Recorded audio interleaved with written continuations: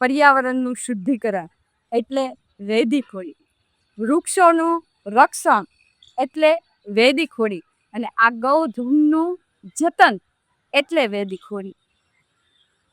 અત્યારે હોળી નજીક આવી રહી છે, તો ગાંધારી આશ્રમ જે ગૌશાળા છે, અને આપ જોઈ રહ્યા છો કે આ 400 ગૌવંશ અત્યારે આશરો લઈ રહ્યું છે અહીંયા.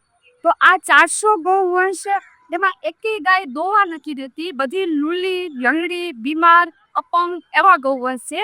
અહીંયા એવી ગૌવંશની સેવા થાય છે, અને અહીંયા નિસ્વાર્થ ભાવે ગૌ સેવકો જે સેવા કરે છે એ હોળીની સ્ટીકું બનાવે છે. તો હોળીની સ્ટીકો બનાવવા એ લોકો 4 વાગ્યામાં ઉઠી અને સેવા આપે છે. આપ જોઈ રહ્યા છો કે આ કેટલી સ્ટીકો તૈયાર કરી છે. ગૌશાળા આત્મનિર્ભર બનાવવા માટે આ મહેનત કરી રહ્યા છે. વહેલા સવારે 4 વાગ્યામાં ઉઠી અને આ ગૌસેવક ભાઈઓ સેવા કરે છે, રાત્રે એટલી સેવા આપે છે, આખો દિવસ કામ કરી અને આ સ્ટીકો તૈયાર થવા જઈ રહી છે.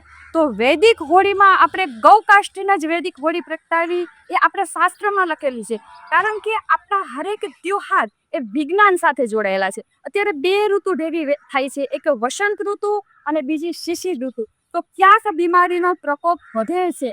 પર્યાવરણ અત્યારે જોઈએ તો આપણે એટલું દૂષિત છે, એમાંય આ 2 ઋતુ ભેગી થાય એટલે બીમારીનો વધારે પ્રકોપ થાય છે.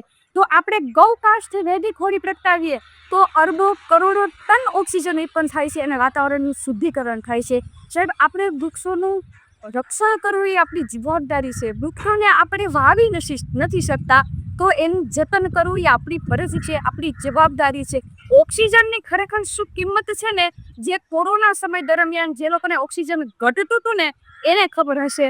અને આ એક વૃક્ષની શું કિંમત છે એ ભર બપોરે તડકાના ઉનાળામાં આપણે નીકળ્યા હોય ને, છાંયડો ગોતતા હોય ને ત્યારે આપણને ખબર પડે. અત્યારે જંગલો આપણે કાપી નાખ્યા છે. આપણે વૃક્ષોનું જ્યાં આવે ને આડેધડ આપણે કાપીએ છીએ. તો પર્યાવરણ જો નહીં ટકે, પર્યાવરણ શુદ્ધિકરણ નહીં થાય તો આપણા માટે ટકવું પણ ભારે છે.